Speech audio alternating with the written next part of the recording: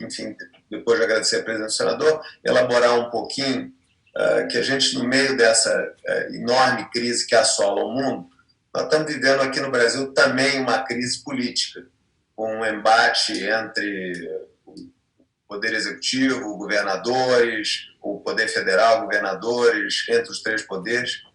E aí eu queria pedir enfim, qual é a sua visão sobre esse momento, principalmente no campo político. Bom dia, Zé Olímpio, bom dia, Ilan. É um prazer estar com vocês, obrigado pelo convite. Como você disse, nós estamos vivendo uma crise inédita, né, pelo menos no nosso tempo de vida. E a crise trespassa pela política, principalmente pelo Congresso Nacional. Nós temos, nesse momento, infelizmente, um fator negativo dentro do quadro político. E eu diria que talvez seja o único fator negativo, que é o comportamento do presidente, completamente errático e, às vezes, irresponsável. Eu tenho dito, durante todos os diálogos que eu pude ter com os meus colegas do Senado e da Câmara, e mesmo com alguns governadores, que nós deveríamos fazer um esforço enorme para que prevalecesse a harmonia entre os poderes, com os governadores do Estado, com as prefeituras municipais, e no clima desse pandemia era o ambiente ideal. No entanto, alguns chegam à conclusão, e eu começo a ser um deles, que o presidente... Vocês não saem também? Alô? Alô? Alô? Estão me ouvindo? Alô? Estamos sim, senador. Estão me ouvindo? E eu sou um deles que começa a achar que o presidente não tem jeito. Ele tem esse, vamos usar desse eufemismo de temperamento, ele não tem a percepção até hoje da responsabilidade do seu cargo, da importância do cargo que ele ocupa, das responsabilidades que ele tem, da importância do que ele diz, das consequências do que ele deixa de dizer. Isso está gerando uma percepção bem clara de falta de um comando. Não existe um comando central. Eu me lembro sempre da crise do apagão, quando o presidente Fernando Henrique, acho que a maioria de vocês deve lembrar dessa época, chamou o Pedro Parente e deu Pedro Parente o papel de project manager. Você cuida disso e coordena todos os ministérios, todos os departamentos, todas as ações, centraliza e faz andar. Isso não existe no governo Bolsonaro, é impossível existir no governo Bolsonaro à medida que, se ele delegar alguém para fazer isso, a possibilidade dele ser demitido em seguida é muito grande. Então, existe essa insegurança. Eu aplaudo duas coisas nesse momento. A iniciativa dos governadores, que assumiram, cada um em seus estados, o controle da crise, estão comandando e assumindo a gestão da crise com os recursos que eles têm e, evidentemente, na expectativa de que recursos anunciados pelo governo federal cheguem até eles também. E o Congresso? Eu posso dizer que é um dos momentos que eu vejo o Congresso em si mais unido. As diferenças partidárias, as diferenças ideológicas, estão, na maioria das vezes, colocadas em segundo plano. Nós tivemos um exemplo disso na última quinta-feira, se não me engano, quando numa votação o PT tinha pedido destaque, o destaque que é uma nova votação, uma parte do projeto, e ao perceber que podia colocar em risco todo o projeto, ele retirou o destaque, mesmo sendo contra as suas convicções. Então, existem riscos dentro do Congresso para o mundo empresarial, para o mercado financeiro, porque nessa hora também aparecem muitas maluquices, muitos projetos que aparecem para a maioria dos deputados e senadores pode parecer ser bom, mas ele é de uma insensatez muito grande nesse momento. E esses cuidados é preciso ter. Senador, algumas perguntas aqui no chat, querendo que o senhor avaliasse, a gente está vivendo esse cenário de crise política, esse isolamento do presidente, como é que o senhor vê isso se desdobrando? Que cenários o senhor antevê nesse momento? Tem muita gente, tem algumas pessoas já falando numa hipótese que para mim não é saída, que é impeachment. Eu não vejo saída porque seria outra crise. Não se faz um impeachment dentro de uma crise sanitária e de uma crise econômica. O impeachment, a meu ver, agora seria profundamente negativo para o país. O que eu acho que nós podemos fazer é o que nós estamos fazendo. Governadores tocando o seu barco, o Congresso tocando o seu barco e confiar no ministro da Saúde, dar todo o prestígio e força moral para o ministro da Saúde, e as medidas econômicas parecem que começam a aparecer. E esquecer o presidente à medida em tudo em que ele possa ser esquecido, porque eu acho que aos trancos e barrancos, Congresso, governadores, imprensa, juntos fazem uma pressão necessária para que as coisas corretas acabem acontecendo.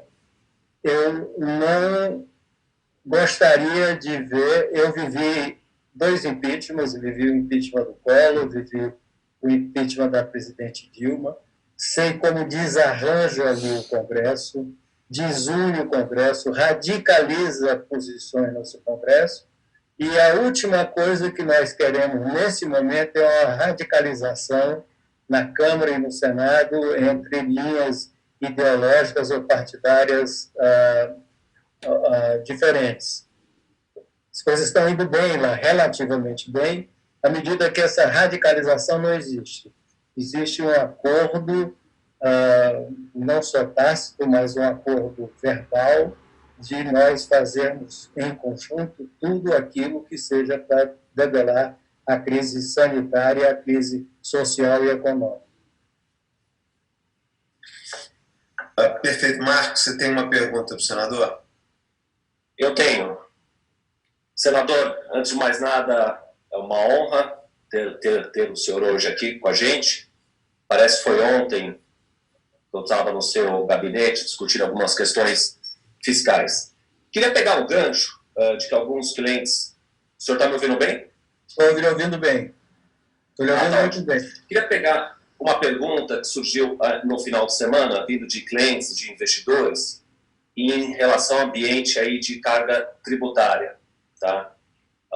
Já se fala, né, de imposto sobre grandes fortunas, já se fala em uma tendência de tributação. Como o senhor vê isso? Tem clima, né, para essa agenda nesse momento? Olha, eu diria que começa a se espalhar pelo Congresso, apesar de, repito, existir um clima muito bom no Congresso para aprovar todas as medidas necessárias nesse momento. Agora, dentro desta percepção, começa a nascer um sentimento, eu diria, anti-empresários, mas que os empresários, que as empresas, mesmo os indivíduos com grande patrimônio poderiam participar mais e participar concretamente. Por outro lado, dentro de crises como essa, é sempre propício o aparecimento de uma série de propostas. Todo mundo quer ajudar a apresentar propostas, propostas que levem a coisas insensatas. E, normalmente, essas coisas insensatas atingem a atividade econômica num sistema como o nosso. Esse é um risco, sim, que existe e que nós todos temos que estar muito atentos para não aprovar bobagens. Não vejo nenhum risco de aumento de carga tributária de uma maneira geral, mas sim de se tentar, de uma maneira ou de outra, extrair dos mais ricos e das empresas maiores algum recurso. Vou dizer 2 projetos que estão em andamento. Imposto de grandes fortunas, que eu não estou me lembrando agora de quem é o autor, e o imposto sobre outro empréstimo compulsório das empresas e pessoas físicas, se não me engano, para o governo durante um período, se não me engano, de 3 a 4 anos, para que seja reposto. Existem outros projetos que têm características semelhantes. É preciso, eu acho que o meio empresarial, quando eu falo empresarial, é de maneira geral, indústria financeira, comércio, serviços, não está sendo visto como alguém que está cooperando de uma maneira positiva e afirmativa durante essa crise, ou seja, alguém que não está dando a sua parte. Essa é a visão que está prosperando aos poucos, mas está prosperando dentro do Congresso. Mas, senador, é curioso isso, porque a gente tem visto os grandes bancos fazendo doações, a gente não tem tido notícia das grandes empresas partindo para demissões em massa agora, nesse momento. A que o senhor atribui essa percepção? Olha, eu vou dar uma opinião, não é nenhuma coisa assim que eu possa dizer é isso. Mas eu acho que esse sentimento, primeiro, é normal, né? Sempre vem a coisa em cima dos mais ricos. Tenho visto iniciativa de uma empresa ou de outra, de um banco ou de outro, mas a maioria das manifestações coletivas, eu tenho percebido isso, são negativas.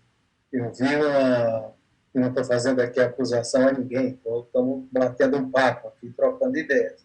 Mas eu vi, se não me engano, uma manifestação da CNI, da Confederação do Comércio, se não me engano, pedindo que se reabra e se reduza o período de quarentena, que se reabra determinados setores. Existe uma pressão em praticamente todos os estados e no governo federal para que isso aconteça. E as manifestações coletivas têm sido mais nesse sentido do que propriamente dizer todo mundo está perdendo, vamos perder também e vamos ajudar. Perfeito. Vamos falar um pouco, perguntas aqui saindo, de uma agenda que lhe é particularmente próxima, que é a questão do saneamento. O projeto saiu da Câmara, foi alterado, está no Senado para ser aprovado. O senhor é o relator, a expectativa é que isso acontecesse em março.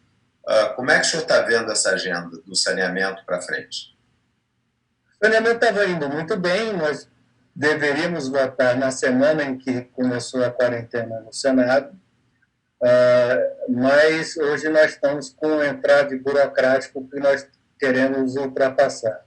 Ela, tecnicamente, pelo regimento do Senado, ela passaria ainda por 2 comissões. Nós não estamos fazendo reunião de comissões, pela impossibilidade de se fazer remotamente reunião de comissão. Nós estamos fazendo só reunião de plenário. Eu sugeri ao presidente do Senado que avocasse para o plenário, que isso é possível, avocasse para o plenário o projeto, já que tem a ver, o projeto de saneamento tem a ver diretamente com a questão do vírus. Evidentemente que sem saneamento básico, a vulnerabilidade da população é muito maior, não só a esse vírus, mas a milhares de outros que virão por ver, já existem por aí. Então, por essa correlação, que é um compromisso entre nós, que nós só votaremos passando por cima do regimento, das normas, aquilo que for diretamente relacionado ao combate ao vírus e suas consequências. O presidente está avaliando, mas ele vai precisar do apoio de todas as lideranças para que se coloque na pauta esse tema, passando por cima de 2 comissões. Eu quero lembrar, e você sabe isso melhor do que eu, que o saneamento tem 2 aspectos extremamente positivos.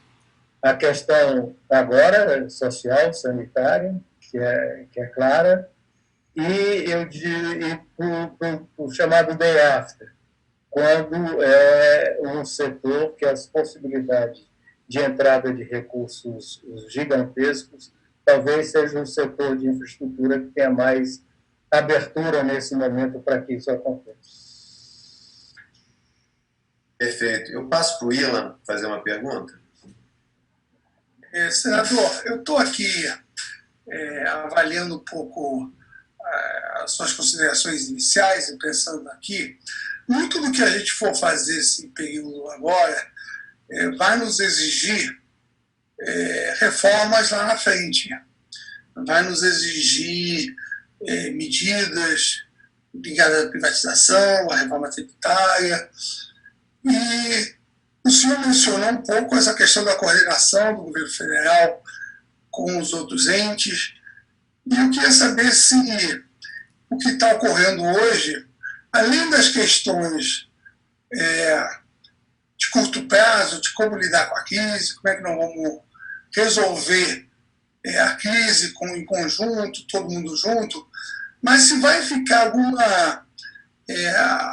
alguma consequência para frente, para a capacidade de articulação do governo, para a capacidade de a gente aprovar as reformas necessárias mais adiante, do que a gente está vendo hoje em termos de acirramento de alguns conflitos. Então, uma questão de pergunta, a questão de curto prazo e coordenação, mas, na verdade, a minha pergunta vai mais além e perguntar se vai ficar alguma consequência, algum impacto por médio e longo prazo, que é o que nos importa.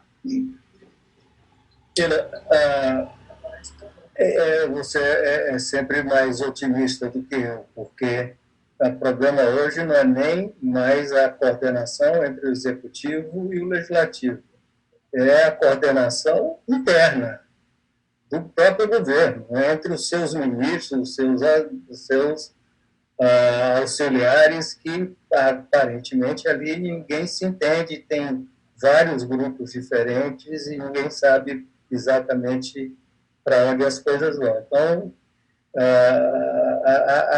o legislativo já não existia.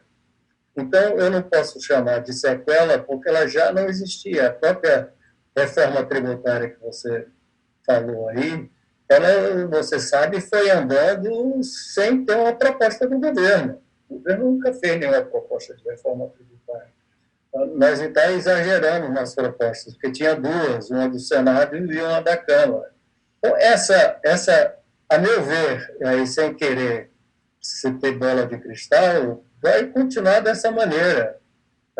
Nós vamos ter que ter algum protagonismo, assumir as reformas necessárias,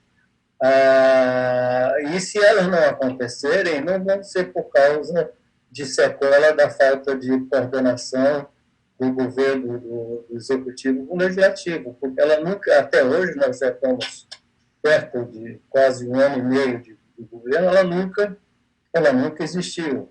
Então, nós até já nos acostumamos a conviver com isso. Eu, você sabe, sou parlamentar há muitos anos e estou me acostumando a conviver sem uma articulação do governo. Nós vamos levando, como diz a música do Zeca Pagodinho, nós vamos levando.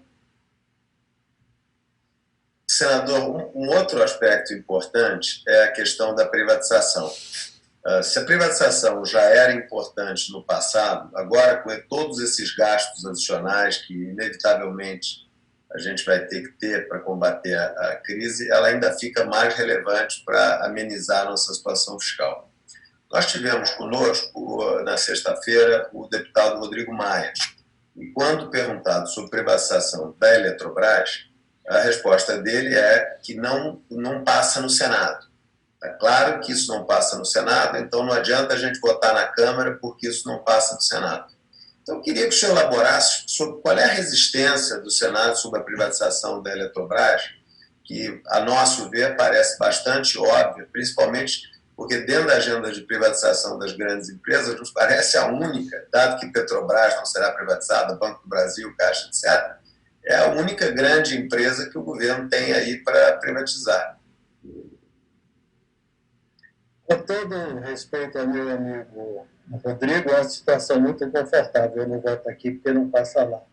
Vote lá que existem resistências no Senado, como existem resistência na Câmara. Não diria que é fácil e tranquilo no Senado nem na Câmara, mas nada foi fácil e tranquilo nessas votações. Eu fui relator da Previdência, não foi nada fácil.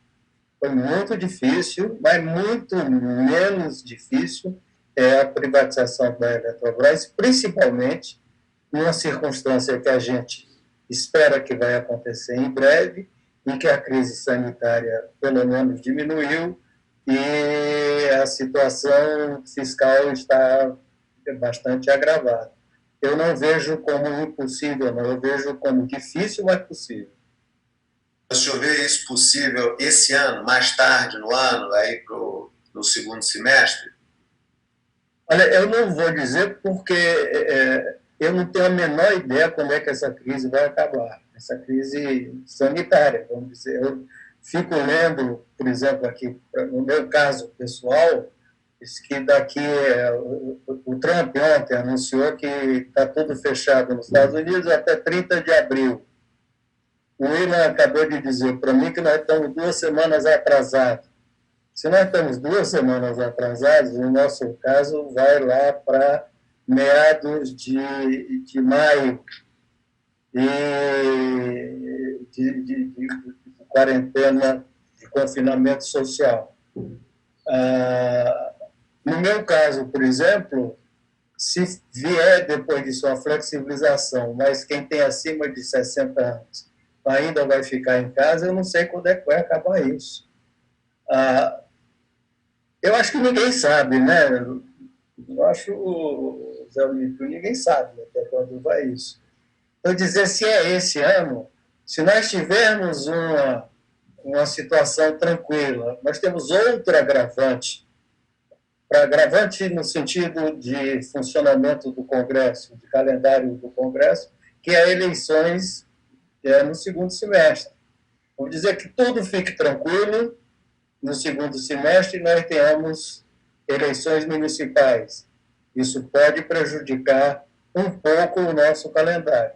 Mas não é, dentro de circunstâncias de emergência fiscal, não é impossível que isso aconteça. Isso que eu queria deixar claro.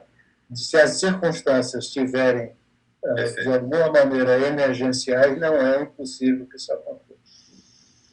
Mas, senador, nesse sentido de eleições para os atuais presidentes do Congresso e do Senado, dado que tem um atraso, né, várias coisas vão, né, por conta da situação atual, não poderia ter uma PEC para postergar a eleição? E aí, tanto no Congresso quanto no Senado? Eu acho que já foi feita até essa consulta ao Supremo sobre a visão dele. Mas eu acho precipitado fazer isso. A meu ver, isso só pode, minha opinião, não é a opinião da maioria, a minha opinião, isso só pode ser feito mais tarde e em extrema gravidade. Por quê? Porque, de qualquer maneira, nós que lutamos tantos e tantos anos por que temos uma vida democrática normal, solidificada, quebrar um processo natural dessa caminhada que nós estamos vindo não é bom. Não é que vai causar algum transtorno institucional, mas não é bom neste momento. Como as eleições só serão em outubro, nós temos tempo para fazer uma avaliação melhor. Isso, é mais na linha para não ter distração nesse momento. Isso. E eu ia perguntar aí sobre as eleições municipais, mas acho que o senador já respondeu que isso, se for colocado, se coloca mais adiante numa emergência, num momento ainda mais delicado que hoje. Ou seja, o que vale para as casas vale para as eleições municipais também. Exato. Então, vamos falar de uma outra eleição, senador, que é para presidente da Câmara e do Senado. A gente tem, enfim, aí o fim do mandato, tanto do deputado Rodrigo Maia quanto do senador Davi Alcolumbre no final do ano, e já se fala em possibilidade de extensão, etc. Como é que o senhor vê isso? Como é que o senhor vê a extensão? Ou dois, como é que o senhor vê a sucessão dos dois presidentes do Congresso? Eu sou, a princípio, logo, para deixar claro, eu sou contra extensão e reeleição. Não é bom. Vamos nos acostumar a fazer as coisas como elas são, obedecendo os calendários, e não termos o casuísmo como marca registrada nossa. Isso é a melhor coisa que a gente pode fazer para as instituições. Eu leio, vocês todos, nós todos temos lido sobre diferenças aqui e ali do que está acontecendo, e a qualidade das instituições são sempre consideradas como essenciais para que o país possa superar uma crise como essa. Esse caso, enfim, está aí escrito, lido, e tem várias até análises históricas sobre o assunto. Então, qualquer casuísmo nas instituições é ruim. Sou contra. Agora, num momento como esse, qualquer articulação nesse sentido parou. Até porque Zé Olímpio e o Willan, que esteve lá em Brasília tanto tempo, sabe que as articulações são feitas ao pé do ouvido. E é o famoso cochicho. E nesse momento não tem cochicho, não tem articulação presencial, física, no pé do ouvido, então é impossível. Então, pararam as articulações. Não sei o que vai acontecer. Ilamar, alguma pergunta de vocês? Tem outras aqui. Não pode seguir, Zé. Olha só, tem clientes aqui, alguns questionando essa política de lockdown, de isolamento horizontal, dizendo que existem outras experiências que, enfim, também foram bem-sucedidas. O senhor tem uma visão sobre isso? Claríssimo, claríssimo. Eu vou pela experiência mundial. As experiências que eu acompanhei foi da Espanha, que permitiu uma manifestação no Dia das Mulheres de 200 mil pessoas, está dando no que deu. Foi a experiência do prefeito de Milão, que disse: Milão não se fecha, Milão não para, que deu no que deu. Do Boris Johnson na Inglaterra, que começou achando graça, deu no que deu. Até ele está infectado e já pediu o fechamento total. E a essa altura, a gente ouve todas as organizações mundiais de saúde, infectologistas, epidemiologistas, e não tenho que duvidar sobre isso, absolutamente nada.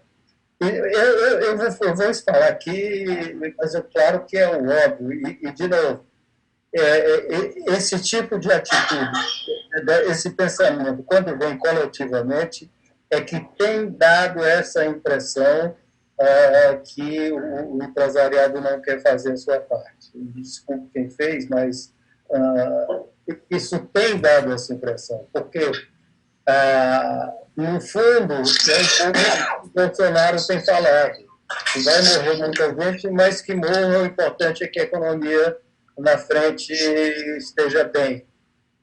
Não é essa a visão da sociedade civilizada, evidentemente. E o que nós estamos evitando agora, nós, o mundo inteiro, está fazendo é justamente evitar isso. Quando, aqui no Brasil, se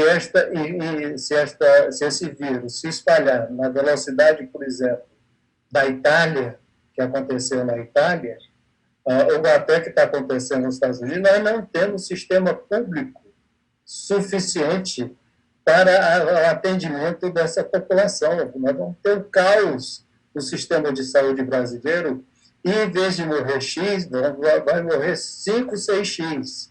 E esses 5, 6X, vocês que são economistas aí, brilhantes, também vai afetar perigosamente a economia aí na frente. Senador, muita pergunta de cliente. Desculpa, Elan, você quer complementar? Não, eu ia dizer que essa dicotomia entre economia e saúde é uma falsa dicotomia, como diz o senador, porque se a gente não conseguir controlar a questão da saúde, a economia não consegue recuperar lá na frente. Então, o que tem que se fazer é tentar ajudar nas duas pontas. Uma é a questão da saúde da melhor forma possível, na disciplina agora, e depois tentar a recuperação da economia da melhor forma possível lá na frente. Não só concordando aqui com essa falsa dicotomia que se coloca entre economia e saúde, eu estou concordando aqui com o senador. Senador, muito interesse de clientes aqui sobre o projeto de lei do saneamento. O projeto foi alterado na Câmara, foi agora para o Senado, e muita pergunta na linha de que ele deverá sofrer alguma alteração no Senado, chover, qual é a chance de chover de ser aprovado do jeito que está. Acho que o que eu estou sentindo aqui da nossa clientela é o interesse de se aprofundar um pouco mais sobre essa questão do saneamento. Bom, ainda com o presidente Davi Alcolumbre, nós tínhamos acertado que nós não faríamos nenhuma modificação, apesar de que haver discordância em 2 ou 3 pontos, para que não voltasse para a Câmara, e esses 2 ou 3 pontos que pudessem vir a ser modificados fossem através de veto do governo. Então, qual é a linha que nós estamos adotando? Apesar do que eu disse e repito, no momento eu não sei se vamos conseguir trazer para o plenário ou se vai passar ainda por 2 comissões. Mas a linha que nós tínhamos adotado, caso chegasse à minha mão, quando chegasse no plenário, seria essa, de não voltar para a Câmara devido à urgência que nós vemos pelos 2 motivos que eu já falei anteriormente, para que o projeto seja sancionado pelo presidente.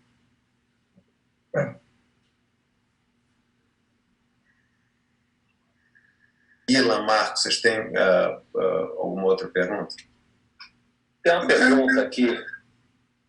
Pode ir, Marcos. Uma pergunta que chegou de clientes aqui, que o governo anunciou esse pacote, né, para ajuda a empresas, faturamento até 10 milhões por ano, né? Um pacote de linha de crédito para quem não demitir, né, uma taxa aí próxima à Selic. O senhor está acompanhando, o senhor vê alguma discussão, né, para empresas acima de 10 milhões de reais faturamento ano? Por quê? Essas empresas já estão vendo o crédito mais escasso, os spreads mais altos, né, e estão com uma certa dificuldade no mercado. E até então não foi anunciado nenhum pacote para empresas de faturamento acima de 10 milhões ano. Eu vi pelo Roberto Campos, que disse que viria. Roberto Campos disse que viria, no entanto, ele estava, nesse momento, analisando, Roberto Campos do Banco Central, evidentemente, analisando porque os mais urgentes eram as pequenas empresas que não têm caixa, não têm capital de giro e iriam começar a desempregar rapidamente. Algumas medidas já foram sugeridas, eu não sei dizer de qual, mas uma série de medidas, suspensão de pagamento de impostos, desoneração da folha, etc., que estão sendo estudadas, mas que virão, não sei quando, mas não foi a prioridade. A prioridade do governo, a meu ver, acertadamente agora, já até com atraso, foi de atender aqueles que não têm, fazer chegar diretamente dinheiro na mão dos que não têm carteira de trabalho nem benefício social, chamados informais, e atendimento às pequenas e médias empresas. E, em seguida, pelo que disse o Roberto Campos, eu tive um momento de conversa com ele também, vai vir quais medidas para as empresas de porte maior.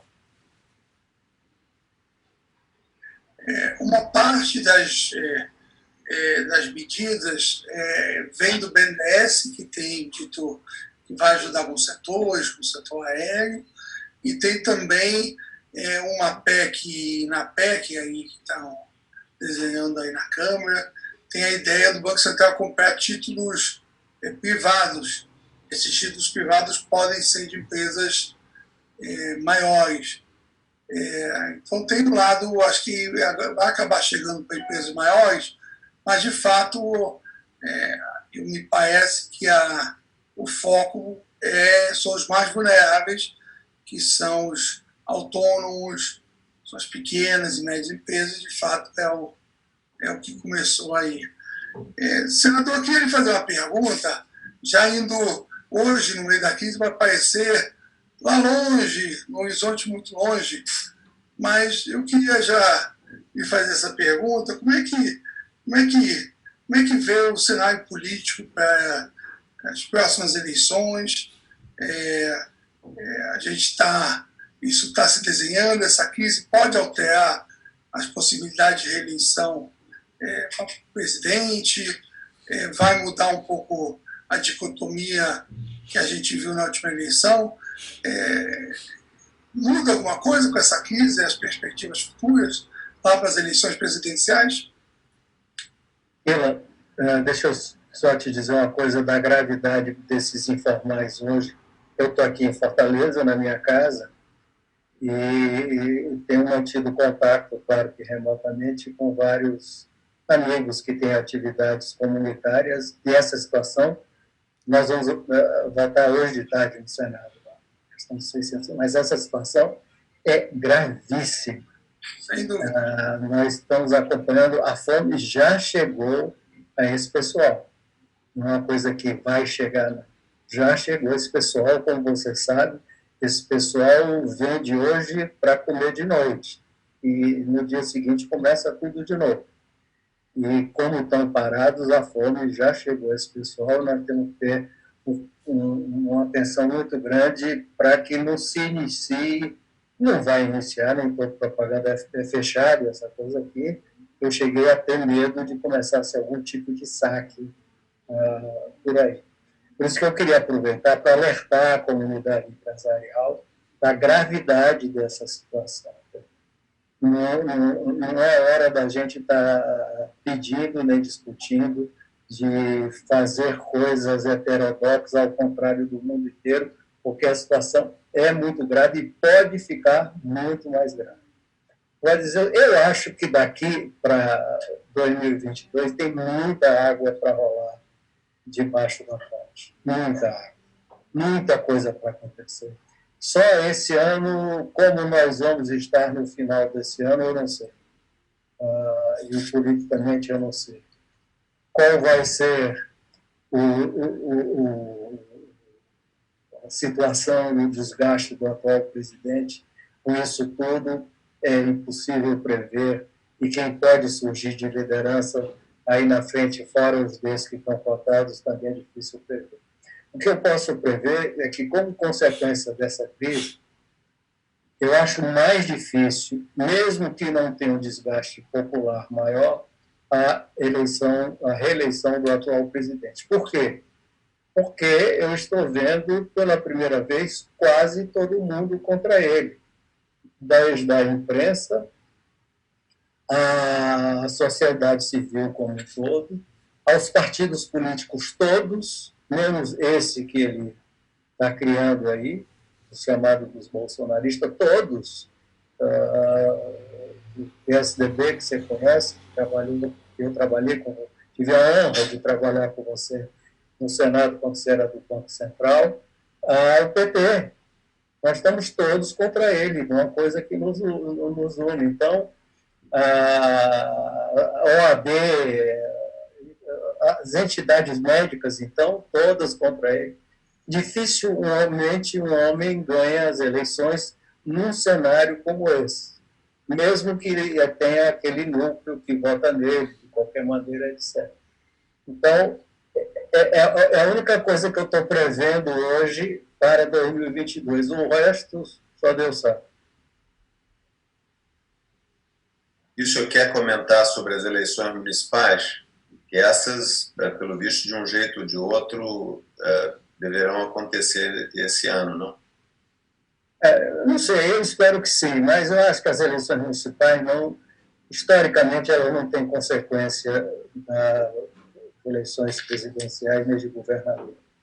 Elas são notadamente uma discussão local. Em São Paulo vai ser sobre o Covas, o Bruno, o que ele faz, da ponte tal, do riacho tal, da inundação em tal bairro, a discussão é local, e em Fortaleza vai ser outra, em Pindamonhangaba vai ser outra discussão completamente diferente. E, historicamente, elas não refletem nenhuma tendência às eleições nacionais. O exemplo que eu lhe dou é o seguinte: na eleição agora do Bolsonaro, 2 anos antes, o PSDB tinha ganho praticamente a maioria da população das grandes prefeituras. Aí em São Paulo, principalmente, nós ganhamos até em São Bernardo. Fora São Paulo, primeiro turno, São Bernardo, enfim, todos os grandes municípios de São Paulo, o PSDB ganhou. No entanto, nós tivemos, 2 anos depois, um desempenho fraquíssimo e não mostrou nenhuma ligação de um fato com o outro. O senhor não quer aproveitar, já que o senhor mencionou, falar um pouco sobre o partido? Como é que o senhor vê o PSDB para frente? O PSDB, enfim, teve um resultado, como o senhor falou, fraquíssimo nas últimas eleições presidenciais. Está num processo de renovação, novos novas pessoas aparecendo, o governador Dória, o governador Leite, enfim, como é que o senhor vê o partido evoluindo para frente? Nós estamos num momento de transição. Nós tivemos realmente resultados muito ruins. Nossa imagem não foi chamuscada, foi quase que queimada. E nós estamos num processo de reconstrução da nossa imagem, dos nossos princípios, que não será fácil.